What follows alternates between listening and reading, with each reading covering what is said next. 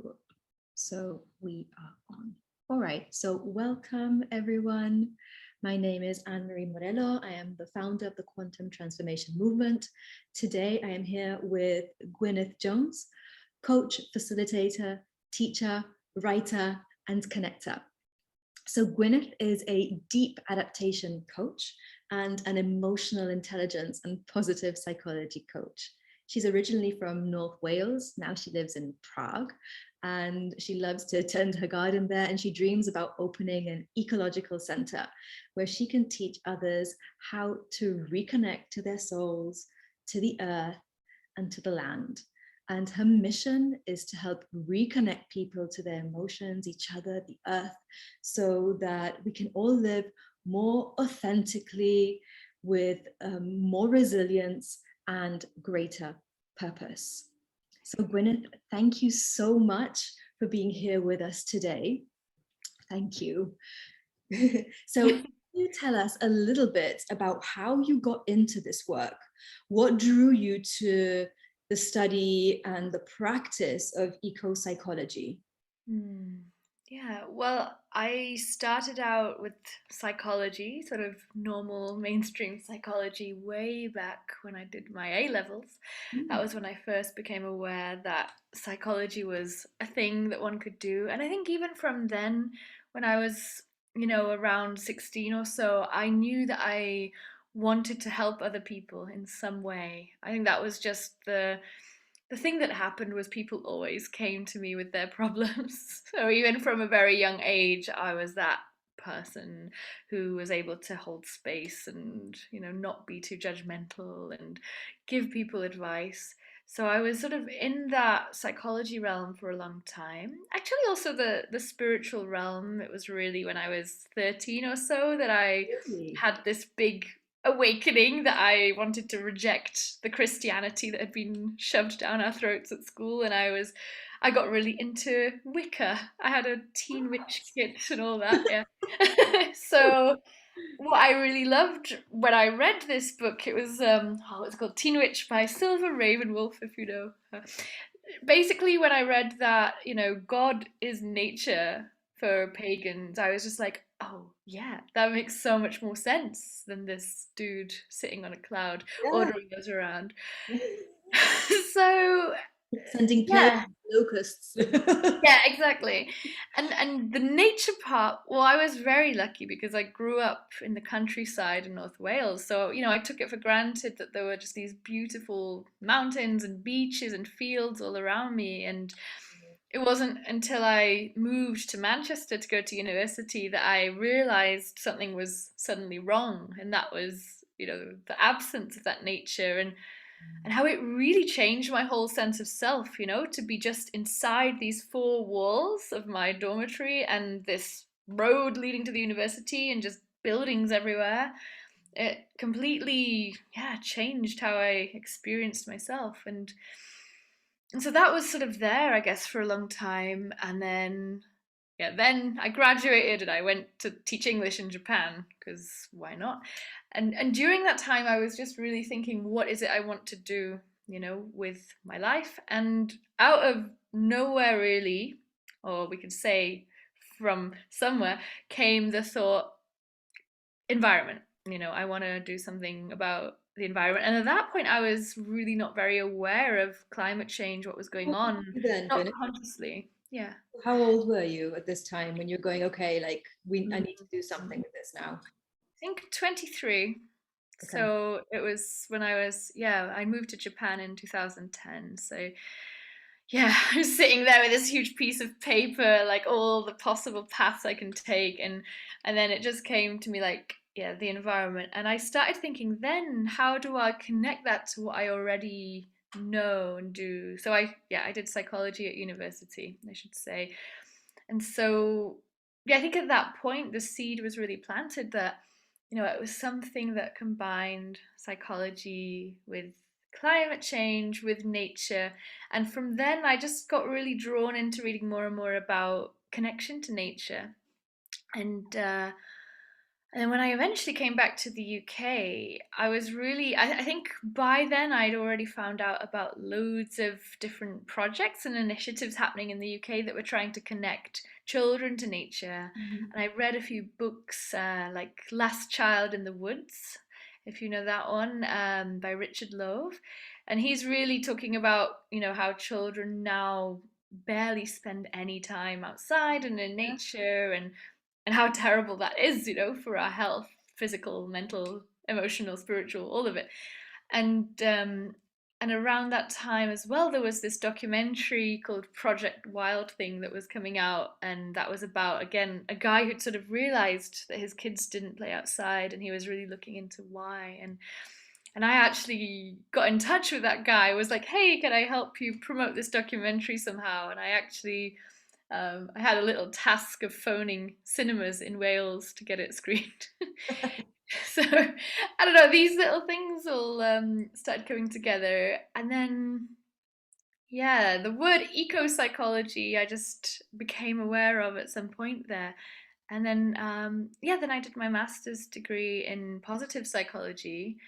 And it was just that thing, I've talked about it quite a lot now, but 2 years of going, oh, what is it that makes people happy and gives people meaning and helps people thrive? And like, not one mention of nature, spending time in Mhm. nature, having, clean air, nothing. It's all about making lists of gratitude and having good social connections, but nothing about, Like the internal environments, no, and but yeah. disconnected from the external environments. Exactly. Yeah, yeah. So this idea that we're just like cut off from the world we're in, right? As if that would make any sense because, take away clean air for like 2 minutes. Let's see how happy anybody can manage to be. But that's one of the big criticisms, right, of mainstream psychology, that it's just so disconnected from reality, that we look at the brain as if it's in this jar and not in a living, breathing human who's interacting with the world.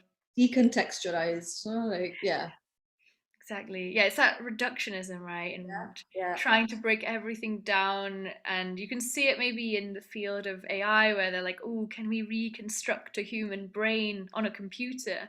And it's like, well, how human is your brain if you're not, in the world, if you're not in a body? You can't actually do anything. So they sort of live from the neck up, right? It's like Yeah, forgetting that we're actually in a body as yeah. well, and that body, has physical needs to start. Consciousness, it's in the body. Yeah, Yeah, that was one of my main bugbears with psychology, is like this, yeah, like the whole, like you said, like living from the neck up, and it's like yeah, yeah. it's like a whole body that we need. No, it's just, yeah, yeah. And and this is one of the things I realized too as time went on, that I wasn't really living in a very embodied way, right? Because I'd never been a very physical person. Like I hated sports at school. I was much happier just on my computer all the time. And so I'm not very well coordinated, and I'm quite clumsy, and I realized a lot of that was maybe that lack of really being present and being conscious in the body as well. But um, so no, I did my dissertation about spending time in nature. And actually what was really cool was I found this program online called Rewild Your Life, and it's still going, and it's like a 30-day challenge where you join and you get little prompts every day for spending 30 minutes a day in nature. Mm. And I messaged the people who ran this and I said, hey, do you want to have a scientific paper backing up what you're doing? Just send this link to everyone who signs up so they can fill in this survey, and then we can measure before and after. So good And at connecting with they, everyone. You're like, hey, I'm just gonna do this, and yeah, I know, this is why I call myself a connector, yeah, I just do exactly. these things and I don't really know how to define it. I'm just like, oh, this thing and this thing, okay, well. So they agreed. So actually it's still there on the Rewild Your Life page somewhere, like my paper, because it later got published, which was really cool. Awesome. Yeah. Yeah, and it was a really simple thing. It was just people did that, and then there were people What's who the did. title of your dissertation? Because Oh we God. could actually connect this into here. We Yeah, I can send you the link. I don't remember the exact name. It's very long. It's like 30 minutes a day in nature. And what I did that was slightly different to a lot of the existing research out there was I looked at meaning, not just happiness in terms of mood and life satisfaction, but really how much meaning. And it showed that it also increased sense of meaning just to spend half an hour a day in Yeah. nature. And what I found researching my literature background was that there is this whole huge field called eco-psychology that we just hadn't talked about in positive psychology, because they operate in these little silos and they ignore each other. Yeah. Exactly. Like when you could be having like all these conversations and like really enriching the different fields by kind of bringing them together. Yeah, exactly. But no, they're like, oh, no one has ever talked about this before. And it's like, they have hundreds of years, you're just ignoring what's already there. So, eco psychology, yeah, I became aware of its existence then, let's say. And then later on, as I started to develop what I really wanted to offer as a coach, I went back to it and I found this eco psychology group on Facebook, which is really great. Lots of really good events and posts there. And from there, I found this 13-week course that I've just finished at Pacifica Institute, which is in California. So it was online, obviously. And that was really good as well. I do have lots of things still to read, but yeah, it gave me a bit of a deeper idea about what eco psychology is. And yeah, I think it kind of brought together so many of the things I was interested in, because it's not just about how do we connect to nature, it goes much, much deeper than that. And in a way, well, there are different versions of it, right, depending on who you ask. But There's always different versions, yeah. yeah, there's eco psychology 2.0 and all this. So, from what I understood, the latest wave of it that they're trying to push, so this guy Andy Fisher particularly is into, he has a book called Radical Eco Psychology. And he's saying you can't be an eco psychologist without really being a kind of environmental activist as well, right? Because if you care about your clients and you understand that their well being is dependent on the state of the world and the atmosphere, then how can you then sit by and just let things burn, basically? So, he ends up saying as well, you've got this triangle. There's like the personal, and then there's the ecological, and there's the social or political, and you can't have one of those without each other in a way, right? So there are other branches of psychology that maybe just look at two parts of the triangle. So maybe political and personal, you get critical psychology, which is also really nice, because that's like, how can you look at a person outside the context of what's happening politically and socially and in terms of social justice, but then they bring in the environmental part of the triangle as well, and say, all of these are interconnected. And yeah, I like it because it brings in conveniently like my love of academic nerd stuff and social justice, environmental justice, and yeah, it asks a lot of really good questions about what's wrong with normal and mainstream psychology, for example. Yeah, and it gets quite magical. That's what I like, even though it's So hiding in an I academic. get how like Well, work. there's examples as I go through the course. It starts off with, oh yeah, what is eco psychology, and then before you know it, it's like, okay, psyche, right? Is psyche something in our heads, or is psyche here and we are in psyche? Are we part of the, Yeah. the world soul, the anima mundi? Like, what are we anyway?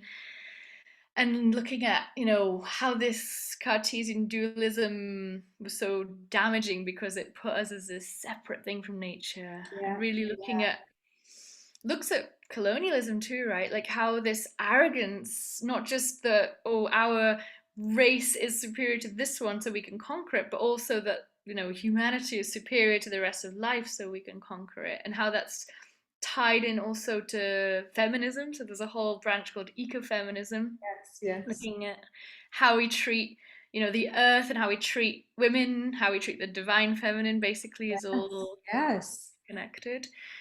Yeah, and then there's a really great bit called Eco Dreamwork, and Oh, that's yeah, I think you'll love this. They start talking about the idea that the earth, land, that different plants and beings are communicating to you through your dreams or also through waking life. And they say, you don't have to be sleeping to have these messages. It could be that you see something very significant as you're walking, and that's, a symbol maybe from the land. And yeah. yeah, Oh, interesting. So it's like communicating with the environment and seeing it not just like literally, but symbolically as well. So like yeah, interpreting, so I don't know, like when you see like a butterfly or a feather, I know like those are like, more kind of cliched symbols. yeah, yeah, Anything, or like a dandelion, or yeah, I don't know. exactly. I love dandelions because they grow anywhere. Yeah, yeah, yeah, they're great. I think, are these dandelions I'm wearing? I don't know. I don't know. I actually just started collecting dandelions because, you can do loads of stuff with them, and it's actually really good for you. So Because they're edible, aren't they? yeah, well, yeah, and you can make this kind of honey out of the flowers, and you can eat the greens. They're really bitter, but I'm trying to find a way to make them palatable. And the roots, you can make tinctures or tea, and you can roast them and make a kind of coffee, like a, ration time coffee. But I'm gonna try it. No, Isn't it? but that's the idea, yeah, that symbols come up, and it doesn't make sense if you think of the world in that Cartesian dualistic way, but it can make more sense if you think, we are in psyche. Like it's almost saying maybe the whole world is this dream we're part of anyway, Oh right? my goodness. Do you know that my daughter actually asked me that the other day? Oh wow. And she was like she was doing like a yoga pose, not on purpose, but she was like doing like a forward boat.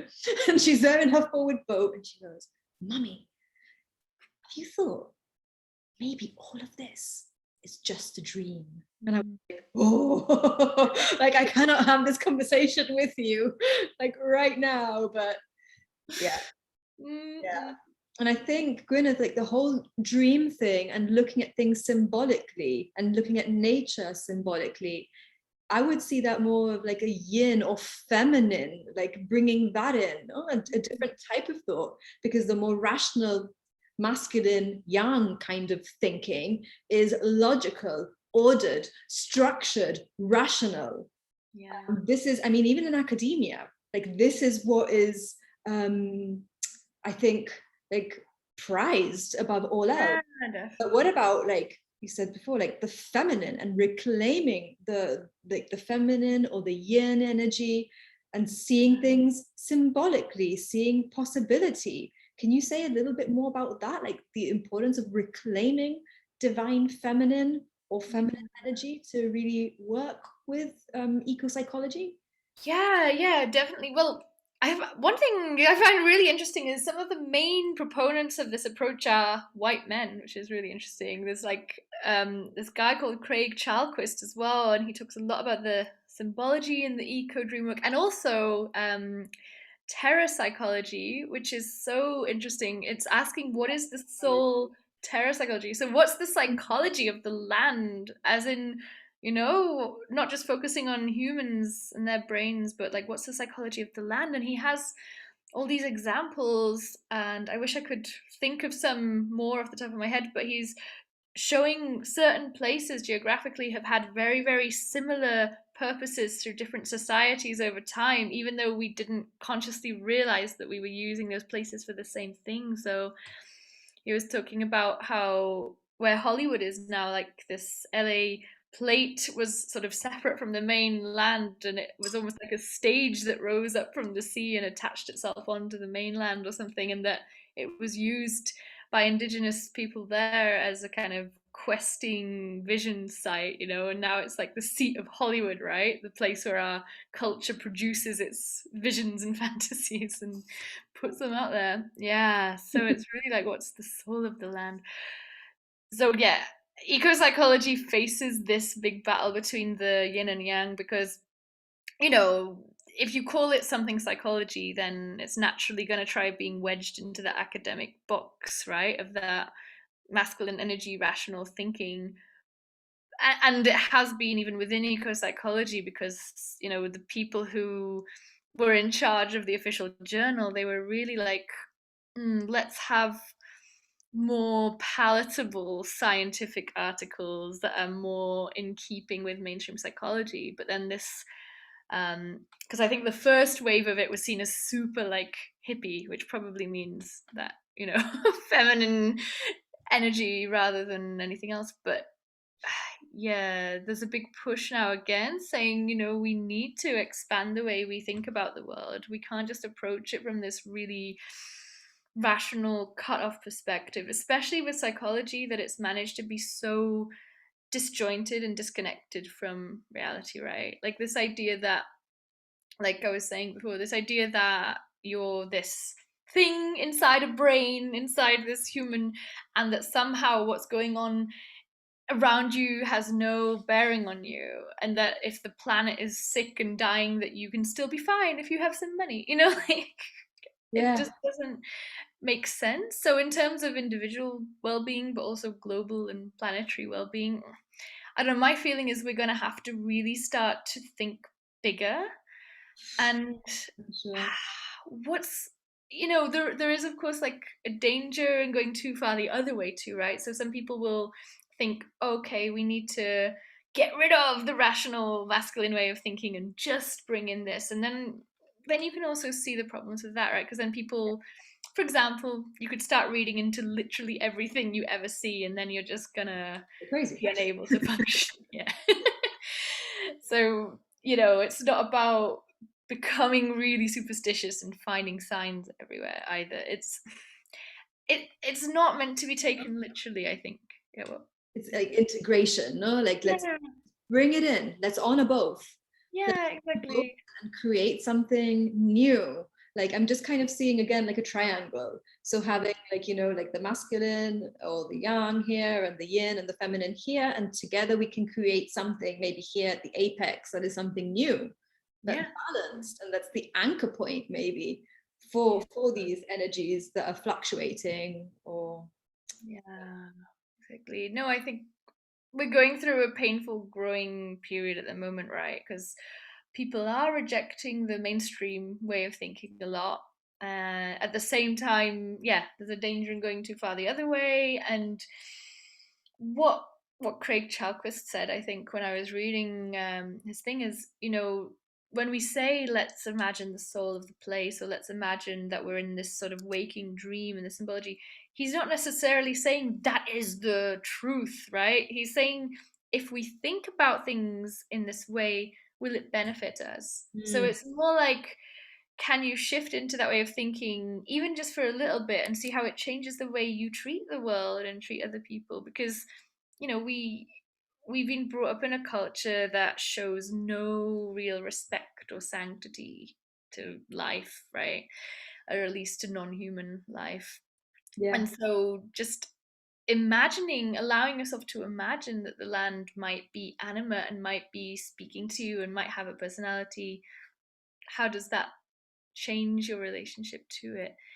And and I think in the end it really just comes back to indigenous ways of thinking, and there are plenty of people who still think like that now and will be thinking, what are you talking about? This is not a new radical idea, right? This is common sense. This is what we've been saying for hundreds of years. It's just that our particular society has strayed really far away from that, and we just need to come back and remember.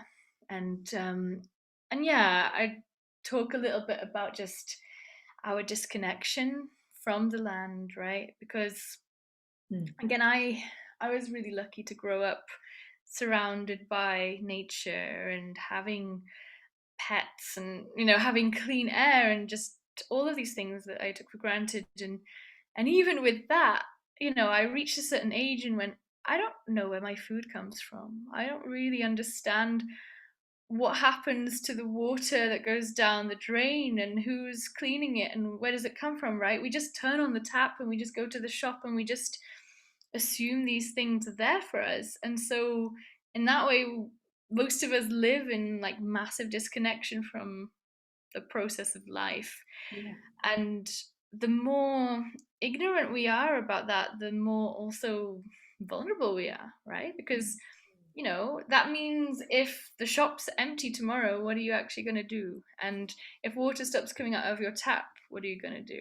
I still don't have answers. I'm still trying to learn myself, how do we catch rainwater and purify it, or how do we grow our own food? But, in terms of your own serenity and empowerment too, these are also really important things to think about, because, if we allow corporations to manage the process of keeping ourselves alive, then we have no power, right? We can pretend that we have power because we do certain spiritual things and we meditate and we might feel powerful, but if your physical body is only staying alive because some corporations are giving you food.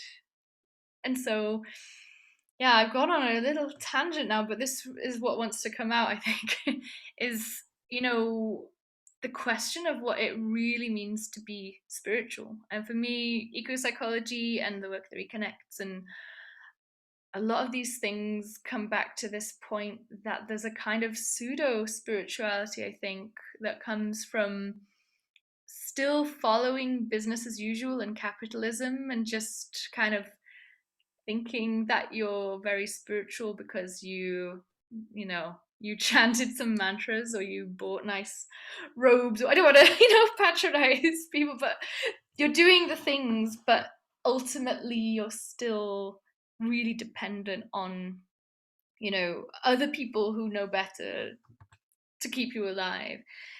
And at the same time, we're living in this bubble where most of us are spending most of our lives online, and we're not connecting with our bodies, but we're not connecting to the land, and we're not even aware of what's happening to it, right? And so right now, as we speak, there are people trying to patent seeds that would mean that just growing a vegetable on your own balcony could become illegal in a far dystopian future or soon. And Not there so. are Yeah.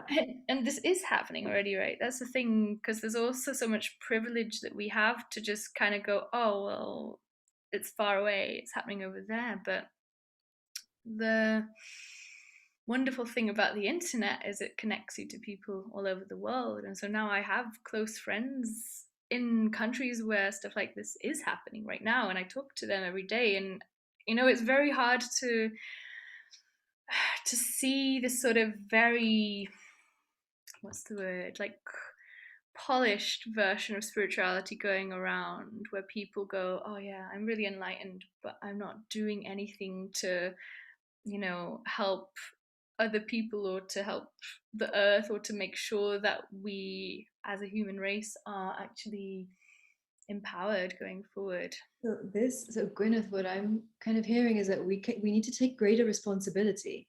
So even though like in kind of in like mainstream spirituality, or the regular practices that spiritual people might adopt, so meditation or yoga, and maybe eating like organic fruits and vegetables, so we're taking care of our inner environment, but we're not making ourselves responsible for our outer environment. And ultimately we are custodians of the land, and not just the few, not like big agriculture, like the cutting down of the rainforests. And the indigenous tribes, I think, really see themselves, many of them see themselves as custodians of the land, and they're fighting these battles, against basically like, it's capitalism. Yeah. It's neoliberal capitalism, and going up against them. But I mean, I know that Greta Thunberg, like really a couple of years back, really helped to I think enlighten a lot of young people and older people too. But with COVID and everyone kind of stuck at home and everyone caught up in fear, yeah, it's like, well, where do we begin? How do we begin this process again? It's like we've stopped. So how do you work with this when you're doing coaching, when you're running your workshops, when you're doing the work that reconnects? What does that involve? What can we do? What practical steps can we take? Well, Yeah, I would love to just say a bit about the work that reconnects actually, because for me, yeah, it just works so much more powerfully than everything else I've done. I do coaching, I do a lot of different things to help people with self-awareness and processing their emotions, but for me the work that reconnects is, yeah, the most powerful one, and that was created by Joanna Macy, who's now like 92, I think 93, but she originally created it to help activists who are struggling with all of the heavy feelings of trying to fight nuclear weapons originally. But she realized by making this work that one of the things that really blocks people from taking action is, yeah, that they don't know what to do, but also that they haven't processed their own emotions about it, right? So we employ so many different strategies to avoid feeling the grief and the fear and the rage that we have about what's happening in the world. And only when we actually express those feelings, ideally with other people who feel the same, are we able to really move on. And so I think a lot of people, including people in the spiritual world, I think they're still in that sort of denial, because there's a lot of spiritual bypassing is the hot word at the moment. There's a lot of, I put my hand up, I put my hand up, like I'm there because I don't know what to do. yeah, yeah. No, and it's, I've even heard people say that this narcissistic age we're in of social media and selfies is actually a trauma response, because we just, it's too big. We don't know how to start affecting change in this huge system, so it's just easier to just focus on what we can control, which is to some degree ourselves, right? And to focus inward instead of trying to interact with this scary, traumatizing world. And so these are, yeah, some of the defense mechanisms that we employ so that we don't have to think about what's really going on, or that we don't have to feel overwhelmed by it being too big. Anyway, through a workshop of the work that reconnects, which is best done in a group, and I've been doing them online now for the last year, it takes you through this spiral, and it's really beautiful because it starts with gratitude. So we start with really appreciating that we are alive and that we are here, and that even if we don't like some things or we would prefer things to be different, we are here in this amazing life. And yeah, and then there is the honoring our pain for the world, and that can be really powerful, really ritualistic. There are lots of different ways to do it, but through going through that, I think that's the first step, honestly, like for anyone, is to actually feel the feelings, because people often try to jump straight from knowing what's happening in the world to action. Yeah. And this is what one of my friends, Linda Aspey, she's a really cool coach. She's like writing a lot about coaching with the earth in mind, and she talks about it like head, heart, and hands. And she says people always try to go straight from head to hands, and they bypass Yeah. heart. So actually, I think that's the first thing you can do is feel the feelings, but maybe not on your own. Maybe come to Work That Reconnects workshops so that you're at least held. Because for me, crying alone in my room, not my favorite thing. Crying in a group of people who hold you and hear you and support you, though, that is a whole other thing. And something happens. For me, something happens there, which is I go, oh yeah, this is how we're supposed to be living. We're supposed to be in communities and tribes where we come together and we share our fears, and then after we've processed them we go, okay, now let's talk about what we can do, but not before. Yeah. And yeah, and then the next part of the spiral is called Seeing with New Eyes, and this is really beautiful because it invites you in lots of different ways to connect with our ancestors, with future generations, and also with the non-human world. So there's an example, one exercise is called the Counsel of All Beings, and you're really asked to wait for a being that's not human to come to you. So you can't really choose it. So is this like a meditation? Yeah, so it starts with meditation, and something will choose you. And it really did happen that way for me, because I wanted to pick a cool animal, like, yeah, I'll be an elephant. And then a beaver kept coming up, and I was like, beaver is kind of lame, no. And it just, they wouldn't leave me alone. And of course, later I learned that beavers are super amazing. I knew they, built dams, but then I didn't know that they'd been reintroduced to Britain in the last few years to help manage flooding. Resourceful. Yeah. And they, That's that. there's a lesson about patience and diligence and Building. yeah, exactly. And this experience I had of the Council of All Beings was in London just before COVID. There were 30 people, mostly from Extinction Rebellion. And it was so cool, they gave us time to paint some masks to represent the different animals. And then we come into this council and we all speak on behalf of the different animals. And I don't know, it gets very, very moving, really, because, everyone finds the words, even if they had no idea what was going to come out. So it is, you could say it really is the earth speaking through us at that point. Yeah, and these really beautiful exercises around the last part of the spiral, which is going forth, they are really about what you're going to do next. And there are exercises where you kind of coach each other in different ways, but you could go in with an idea you have. And one exercise is just some really powerful coaching questions, but another one is a really good one is where you're in a group of 4 and people respond to your idea as an ancestor, as a non-human being, as a future person. And that is really, really powerful. So, from all of those different perspectives, those yeah, different, like talking from different positions. No? yeah, Oh, yes, that, and rich. the people.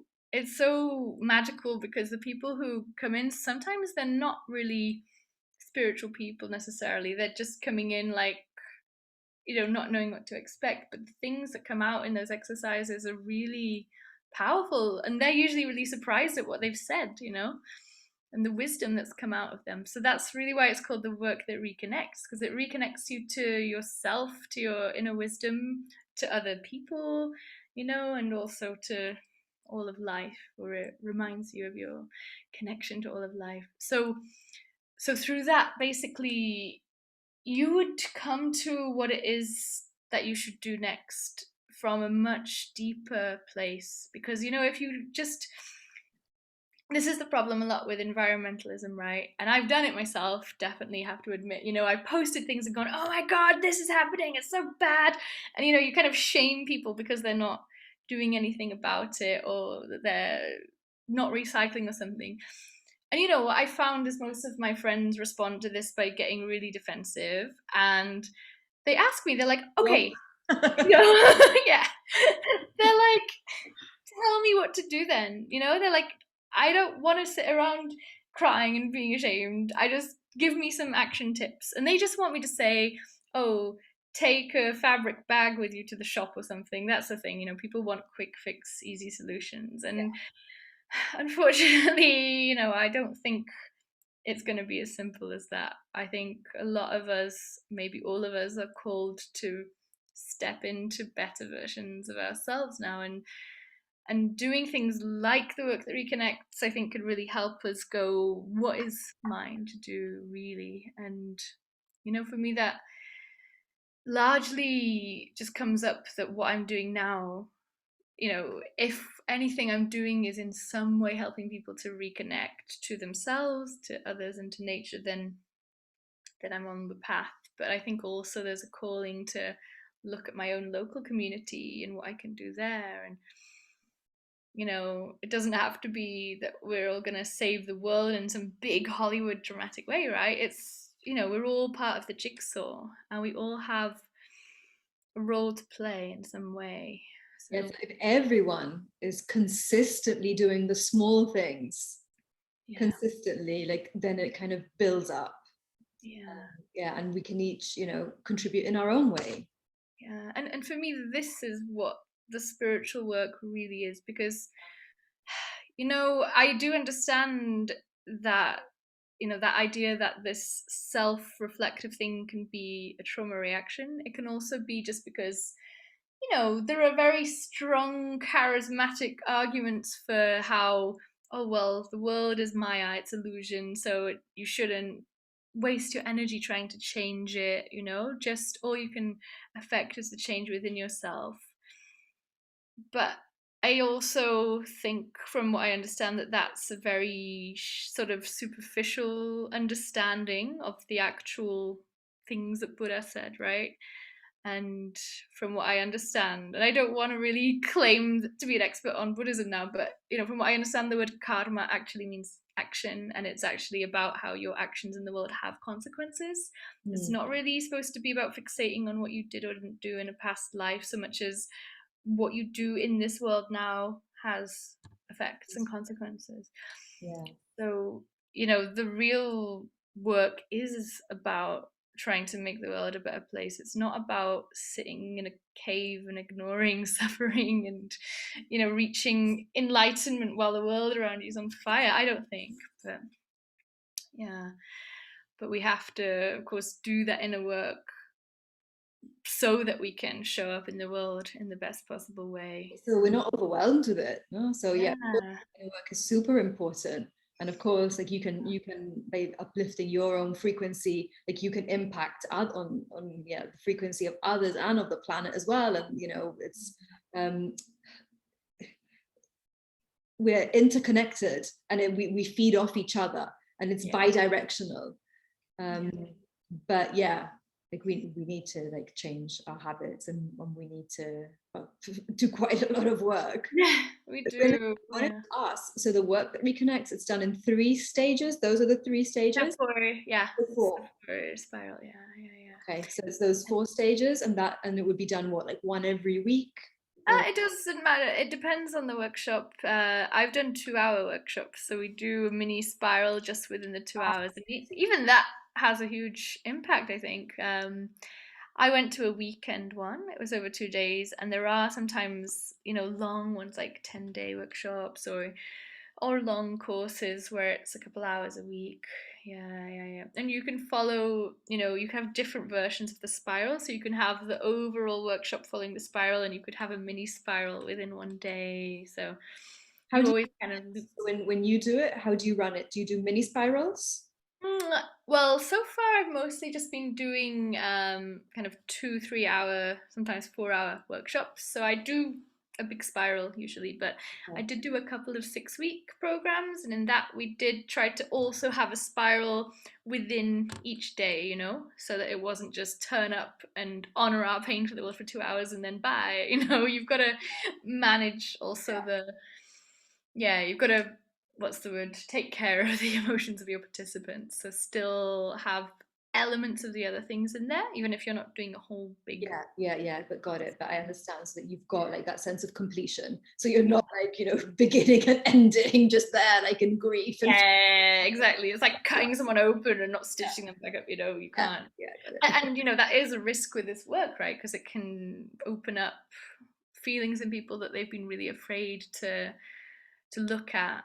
And I think it's something I'm trying to learn more and more with doing this work, is to be as trauma informed as possible, because you just never know what you're going to open up in someone. And I think we've just got to be really aware of that as well. But yeah, so I think what I want to say is, that healing ourselves is a really, really important piece, right? Because if we try to go straight into action, like what can we do for the world? I've worked in NGOs and peace building. I've seen what happens. People act from a place that isn't really authentic. They act from ego. They're like, I need to save the world so I can feel good about myself. Or I need people to like me and respect me, or or I want to change people because I can't. Perspective from an shadow. Exactly. So shadow work is really important for this, I think. It's complex, isn't it? Yeah. There's so many different strands. And I found it in myself for sure, I'm like, why am I doing this work? It's because I'm deriving some sense of self-worth from seeing impact that I've caused, and it's a constant thing you have to come back to and check your intentions all the time, but Mm. that's the work, it's part of it, Yes, right? the work, it's ongoing. Yeah, it's never done. And and at the same time with healing yourself, I think people take that to mean, okay, I'm in a vacuum now and I'm just sitting here with my thoughts and I'm going to heal myself, but I don't think you can heal without the world and other people either, so really having a community or a group that you go to or something, I think it's really necessary to have other humans but also nature in some way. And we don't all have access to a beautiful forest, for example, but even just the presence of plants like you have behind you there, even just looking at pictures of nature has been shown to help regulate your nervous system and help to calm you. Just playing bird song on YouTube, like Yeah, you can kind of fool your brain a bit, which is sad, but it does help yeah. to some degree. Yeah, I mean, if you haven't got any other options, well, then that it would be one way to reconnect. Yeah.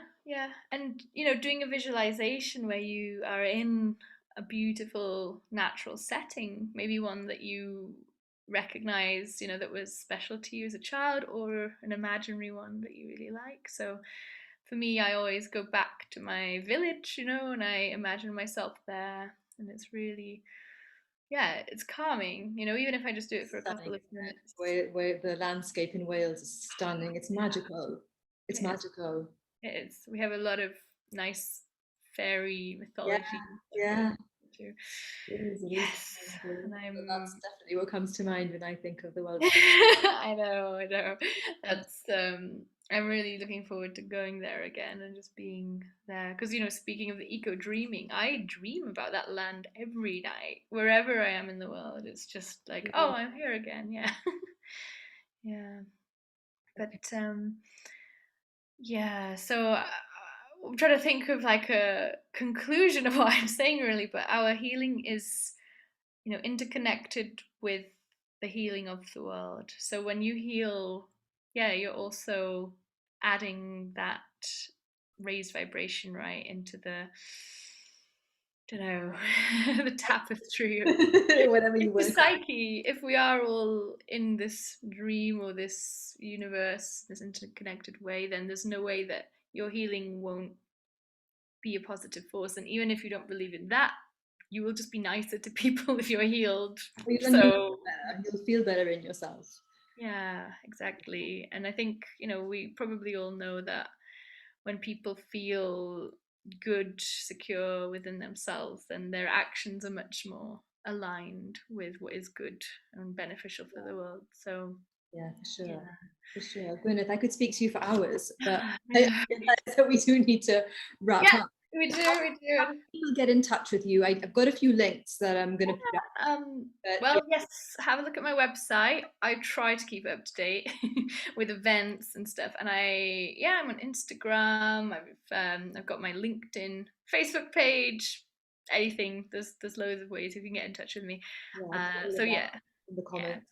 Yeah. great. Yeah, pop them in. And then this weekend I've got 2 workshops coming up actually. And then like nothing for ages, so I need to sort that out. But I've got a Work That Reconnects introductory workshop on Sunday, actually Sunday morning, with my friend co-facilitator who is in India.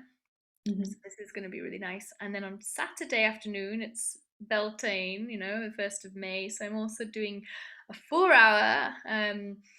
It's woven in with the Work That Reconnects, but we try to also bring really the vibe of Beltane, sort of celebrating life, reconnecting to the body and to joy and to all of life like that. And so that's going to be really nice. So you can come along to one of those if you want. And I've always got something going on. There's always going to be some event you can come and catch me at, yeah.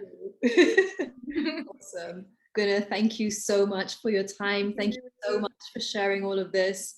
And yeah, I'm thinking we could still have another chat because there's so much more still to explore there and so much more that I want to ask you. Like Oh I've yeah, made sure. all these notes, and like I haven't been able to go through everything. But yeah, it's rich work, it's important work, and yeah, it's much needed now, isn't it? Much needed. Yeah.